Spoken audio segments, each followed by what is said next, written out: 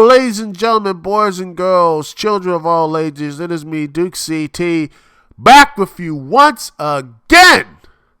And I am previewing Battle of the Valley, New Japan Pro Wrestling. Let us get it started, as the first match is going to be an 8-man tag as Voltor Jr., Kevin Knight, Kushida, and DKC versus Rocky Romero, Josh Alexander, Adrian Quest, and Mascara Dorora. I think it's going to be a fun 8-man tag, really get the crowd hyped up. I believe this will be a really good opener. I mean, why not? I mean, this is going to be a, because again, fun. The people in this match, I think it's going to be really good. Don't be surprised. I think it's going to be some good moments with Kevin Knight. I think he's got some good stuff. Kushida is always seems to be good. And Josh Alexander, always, and I say this as a consistent champion. I believe he will be really good in this match. And can't wait to see the Kushida versus Josh Alexander match at Multiverse United. That looks like it's going to be a fun thing. And this could be a bit of a preview. Next up is Mr. No Days Off, Fred Rossier, taking on the one, the only, the greatness that is Kenta. Now, this is the strong openweight championship match, and Fred Rossier is the strong openweight champion, has had multiple defenses to prove himself to be the best strong openweight champion, to prove that he is legitimate, that he takes no days off, and proves that he is the best in what he does. But Kenta wants to be the man. He wants to come back and really say he wants to legitimize his legacy and to help get back to the mountaintop. And I believe the strong openweight championship can be the door that he can smash through to really cement his legacy. Which one of these men are going to walk away from this match as the strong openweight champion? I think Fred Rossier is going to win, but Kenta is going to leave an impression. I think it's not going to be as clear-cut as some would say, but I think he wins, but it's going to be by the skin of his teeth, and he's going to realize that, being a champion, man, it is hard to.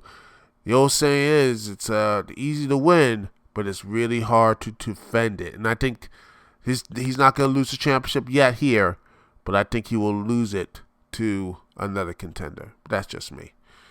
And speaking of championships, we have the strong tag team champions as the Motor City Machine Guns, Alex Shelley, Chris Sabin taking on the West Coast Wrecking Crew, Joel Nelson, and Royce Isaacs.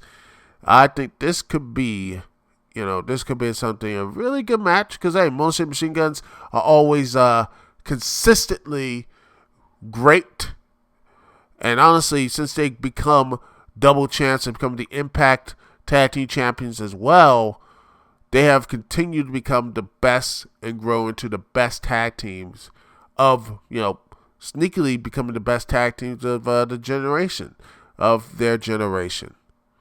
So, will this legacy intimidate the West Coast Wrestling Crew? I don't think so. Because I wouldn't be surprised that they can pull off an upset. But I am not in the mood thinking this could be an upset here. I think the Motor City Machine Guns retain their championship and might maybe lose it to, I think, a certain Bullet Club members down the line. But that's just my personal thing. Who knows? But right now, I think the Motor City Machine Guns will retain their championships. Next up, it has just been confirmed that this one here is a loser leaves town match. A loser that will leave the promotion. Eddie Kingston versus Jay White. And this right here is one of the... Jay White has had a very interesting year last year. He was the New Japan World Heavyweight Champion. The main guy, the former IWGP World Heavyweight Champion last year, until earlier this year, Okada took the belt from him. And he has been in a bit of a losing streak. Has been losing his match, and saying he can't come back to Japan against Hikuleo. And then, now this right here, Eddie Kingston, and this new stipulation that he wanted to add it that if Eddie Kingston can beat Jay White, he's gone, and vice versa. So this could be what's going to be the result of this. Will Eddie Kingston lay out Jay White? Who knows? Who knows? But if he does, where does Jay White go? What does he do? What does a man do with his type of, set of skills go? If he is basically banished from New Japan, where does he go? Where does Jay White, Switchblade, go? Who knows? Well, will he be more of a sports entertainer, or will he continue on the quest of being a pro wrestler? I believe Eddie Kingston will answer a bit of part of that question when he beats him. And if Kingston beats him, I believe this will be his pathway. His slow chance to finally become a world champion. Maybe in New Japan, but maybe in his home promotion of AEW. Now, let's get on to the next match, and it is Homicide taking on Tom Lawler in a filthy rules match. It started out basically in Las Vegas back in in the fall with the notorious 187 stab Law with a fork, and it just got anger and anger and anger, and just getting more furious, just basically getting violent and violent. But then Lawler, finally issued a challenge to settle this thing once and for all. There will be in a filthy rules fight. The ring ropes will be taken down. There's no rope breaks to escape. No man will achieve a reprieve from the bell from a disqualification. The referee is only present to count the pinfall or determine submission or knockout, which will finally end this feud. I believe Tom Lawler will finally get this victory and finally move on. Because honestly, I think Homicide, as dangerous he is, I think Tom Lawler is a little bit more violent. Just a little bit, that edge a bit. So I believe it will be Tom Lawler will win this filthy rules fight. And then we get to the New Japan Pro Wrestling World Television Championship match as Zack Sabre Jr. takes on Clark Connor. Wow, this is going to be a very interesting event. Very interesting, as this was the first defense of his championship against Tomohiro Ishii. Was really, the hurdle was really good, and Zack Sabre Jr. has slowly becoming. Say this is the championship that is made for this man, but Clark Connor seems to be otherwise, because he's looking like that next step. Because he's been in championship chances before. Last year, he could have been the AEW first All-Atlantic champion. He didn't really succeed there. But he feels maybe this could be it. Maybe this could be his time. Clark Connor has been, people have said, he has the potential. He has a chance to really make that next step. But, I don't see that next step happening. I believe it will happen this year, but not against this man right here. Zack Sabre Jr. is on that other level. He is on that precipice of greatness, and Clark Connors may be getting there one day. If he keeps getting up there, he might get there one day, but right now, he ain't ready. He's not ready yet. So Zack Sabre Jr. will win definitively and beat Clark Connors and retain the New Japan World Television Championship.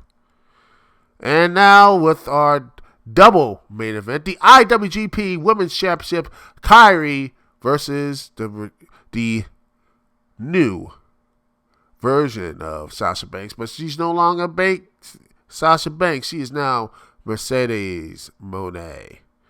She is going to wrestle the first match in the New Japan ring, and honestly, the stuff sold out. Just have this match sold out the whole Coliseum. This is the biggest championship defense Kairi has. Mercedes Moné has all the pressure. Both have pressure to not just perform, but also to actually win and prove legacy. To prove who is the best women's wrestler on the face of the planet. Will Mercedes Moné come down to New Japan and win and leave Kairi in the dust? Or will Kairi stop Mercedes in her tracks? This is a hard decision. A hard match to call. I personally think Mercedes wins, gets the championship, and Kairi, well, I believe this will be the beginning of the road for her to get that championship back. I believe this is going to be a defining feud for not just New Japan, but also for these two great women athletes. I think they're going to be, this feud right here will be a defining moment. And I think Kairi is going to get the championship again later this year. But I think it's going to be a little bit of a, you would say, oh, well, hot potatoing, but no. It's going to be both back and forth. And I see this will be the defining moment. Could be wrong, but I see Mercedes winning and becoming the new IWGP Women's Champion. And then we get to the second main event. Hiroshi Tanahashi, the ace of New Japan, taking on the one, the only, Kazuchika Okada. Now, this might be, someone say Hiroshi Tanahashi could be his last go-around getting a chance at this championship, because he's been, seeing many of his peers retire. Hijimoto recently said that he was going to retire, and now he's looking like this might be his last shot to get that one more time to be the world champion, to be on that mountaintop, to prove that he is still the ace. But Okada, he doesn't see that way. He sees he is the man. He wants to be the best in the world. And how you prove that you're the best is have the IWGP World Heavyweight title. To prove you're the best, to prove that you are the reign, to make the man to be the mountaintop, the man to be on that mountaintop. That is Okada. And he doesn't want to look to lose that championship anytime soon. He went through hell to get it back, and I don't think he's going to lose it. He is not going to lose it in a very, very, very long time. So Okada is going to win. He will move on to many other championship defenses. Who knows? Maybe he might crack open a forbidden door or two. But I think Hiroshi Tanahashi, he will put up a valiant fight. But in the end, he will fall to the Rainmaker, Kazuchika Okada. Anyway, that is it for my preview of Battle in the Valley. Thank you so much for watching. Thank you much for being here. Click like and subscribe if you love this type of content. I'm going to be doing more of this soon. Anyway, this is Dukect here. Peace and love. I will see y'all when I see y'all later.